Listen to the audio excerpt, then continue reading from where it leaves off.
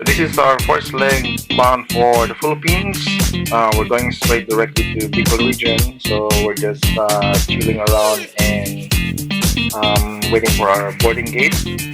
So chill lang muna dito sa mga shopping center while waiting for our gate to be open and ready for boarding. So ito na nga, we're ready to get on board, and syempre everyone's excited kasi nga after a few years it's time for us to go back again. So dumating na nga kami sa Manila, dito kagad sa Terminal 3 bound for Bicol. This is a 6 a.m. flight, so everyone's excited that early morning, early darating.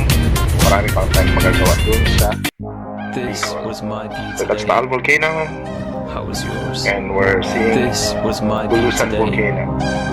How was yours? This was my view today. And just arrived in Legazpi, and what the beautiful scene This was from my Mount view Mayon. today. During the time, naka-alert level yung Mount Mayon. This was my view today. Photo ops muna sa perfect ko na volcano dito sa Legazpi. So everyone's excited with an open air and air breeze coming from air outside of the van. Di namin ginamit ng aircon, kaya everyone's happy. So relax lang muna, and we're on our way to the beach. So swimming agad pagdating sa Sorsogon.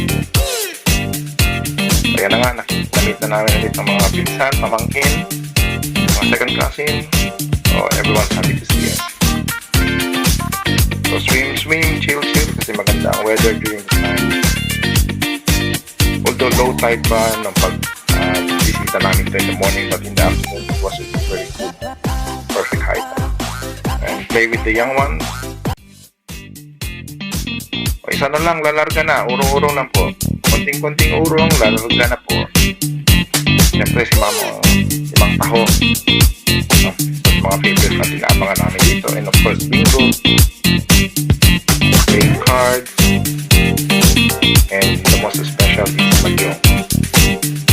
Roll muna dahil nagkahanap ng sinapot. And of course, at the end of the day, you need to come for yourself to eat.